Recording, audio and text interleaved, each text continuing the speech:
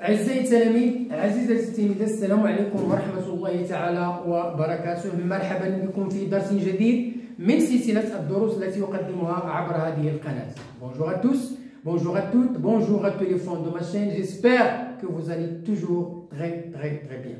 Comme d'habitude, je suis revenu pour vous présenter une nouvelle leçon. La leçon d'aujourd'hui, c'est une leçon destinée aux écoliers et aux écolières de la première année cycle collégial. Bien, alors soyez attentifs et suivez bien. Langue et communication, première année cycle collégial. L'objectif, distinguer les actions ponctuelles et les actions continues. Nous avons deux actions, une action ponctuelle, ça veut dire courte, brève, et une action continue, ça veut dire qui dure longtemps. Alors, séquence 2, raconter des histoires. Grand 1, j'observe. Action ponctuelle et action continue. C'est ça l'objectif de notre leçon et c'est ça ce qu'on va essayer d'identifier aujourd'hui. On va les distinguer. Alors, grand A, petit A, nous avons deux textes, petit A et petit B. Alors, petit A, dans un avion, un passager regarde longuement à travers le hublot et dit à son voisin: oh, de cette altitude, les gens ressemblent à des fourmis. Oh, de cette altitude, les gens ressemblent à des fourmis. Alors ici, dans le petit texte A, dans un avion, un passager, un voyage qui parle avec son ami, il regarde longtemps dans un hublot. Dans un avion, il y a des hublots. À travers un hublot, et dit à son voisin: oh, de cette altitude, les gens se ressemblent à des fourmis. Bon, je termine sur l'autre avion. Il dit à son voisin: oh, de cette altitude, les gens ressemblent à des fourmis. Alors, le passager qui est dans l'avion, il parle avec son ami, son voisin qui voyage avec lui, et lui dit que les gens paraissent ou bien ressemblent à des fourmis dans la terre. Bien, ce ne sont en réalité que des fourmis. Alors, son voisin ou bien son ami, il a confirmé que les gens qui sont dans la terre, qui sont sur la terre, ils ressemblent à des fourmis. Hein? Pourquoi ils paraissent très petites. Hein? Les personnes paraissent très petites. Ce ne sont en réalité que des fourmis. Nous n'avons pas encore décollé. Le texte B, j'attendis longtemps l'arrivée du train. J'attendis longtemps, ça veut dire une période longue, l'arrivée du train. Soudain, tout à coup, celui-ci surgit du tunnel. Les passagers se précipitent vers le quai. المسافرين بدأوا يتسارعون ويتسابقون نحو المنصة للركوب. Bon, voilà les textes sur lesquels on va essayer d'étudier notre difficulté aujourd'hui. C'est la distinction entre action ponctuelle et action continue. Ça veut dire qui dure longtemps. Alors, la mise en situation. Est-ce que vous connaissez un verbe qui exprime une action qui dure longtemps? Hein?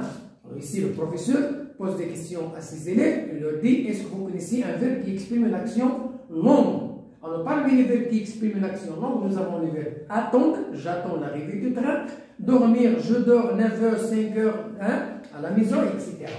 J'attends l'arrivée du car, je dors toute la nuit. Bon, voilà. Est-ce que vous connaissez un verbe qui exprime une action brève? Ça veut dire courte. Alors, parmi les verbes qui expriment une action brève, nous avons sauter, tomber, ouvrir la porte, j'ouvre la porte, je tombe, je saute, etc. Grand 2, passons à la découverte, l'extichef. De combien de textes il s'agit ici dans cette leçon-là? Alors, il s'agit de deux textes. Nous avons deux textes, petit a et petit b. Quelle est la nature des mots qui sont soulignés dans le texte? Alors, nous avons dans le texte A et le texte B des mots qui sont soulignés. Alors, la nature des mots qui sont soulignés dans les deux textes, ce sont des verbes.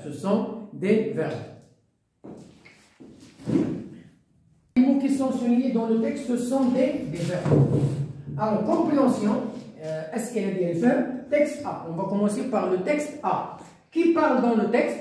Alors, c'est un voyageur, c'est un passager qui parle dans le texte. Avec qui il parle avec son voisin, son ami, etc. Ou la place où il parle les deux amis ou bien les deux passagers, dans un avion. Ils sont dans un avion. Relève les mots soulignés dans le texte A. Nous avons regard, nous avons avant, nous avons décollé. Ce sont les verbes qui sont soulignés dans le texte A. Quelle est la nature de ces mots? Ce sont des verbes. Le verbe regarder, le verbe avoir, le verbe décoller. Est-ce qu'il exprime les mêmes actions? Non, il n'exprime pas les mêmes actions. Quel est le verbe qui exprime une action longue? C'est regarder. Et le verbe qui exprime une action courte, c'est décoller. C'est le verbe décoller. Bien, je termine sur l'autre tableau. Alors, je termine l'explication. C'est le verbe regarder. C'est un verbe qui exprime une action continue qui dure longtemps, longuement. Quel est le verbe qui exprime une action courte? C'est le verbe décoller. Décoller, c'est un verbe qui exprime une action courte, bref. Hein? Texte B, qui parle dans le texte, c'est un passager, c'est le même passager, avec qui? Avec son voisin, ou dans une gare. Alors, la première fois, les deux voisins, les deux amis discutent, parlent dans un avion.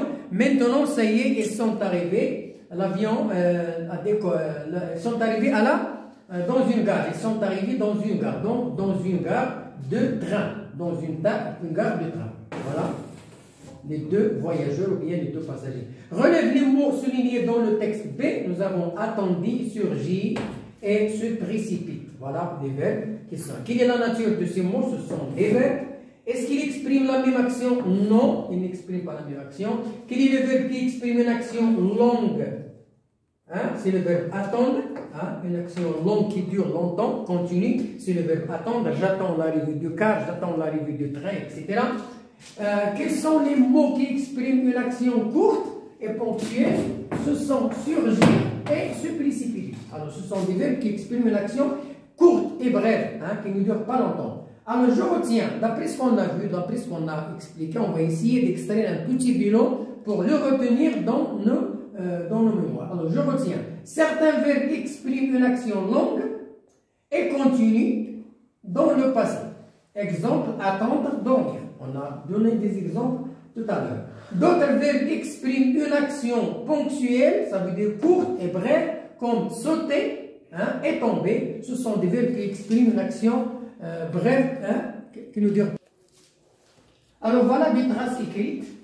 On va donner un exemple de situation où il y a les verbes qui expriment une action continue et des actions qui expriment une action, des phrases qui expriment des actions courtes, brèves. Nous avons la situation et nous avons l'énoncé. Une maman qui parle à ses enfants, ou bien qui leur donne des ordres, et leur dit « Dormez bien, demain vous aurez un grand travail à faire ». Alors ici nous avons le verbe « dormir », c'est le verbe « dormir », c'est un verbe qui exprime une action qui dure longtemps, donc c'est une action longue.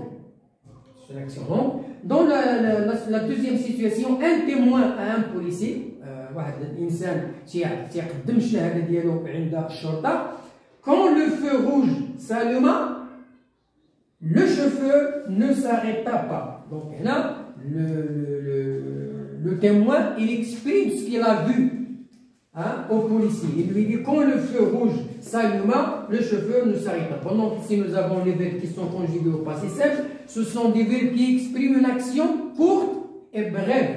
Ça veut dire qu'ils ne durent pas longtemps. Donc nous avons deux situations, une longue, une courte. Bon, voilà la leçon d'aujourd'hui, il est terminé. J'espère que vous avez bien assimilé le contenu de notre leçon. C'est d'identifier, de distinguer les verbes qui expriment une action courte, brève, et des verbes qui expriment une action longue, continue. Bonne chance, bonne réussite et à la prochaine vidéo pour vous proposer des exercices d'application. Au revoir.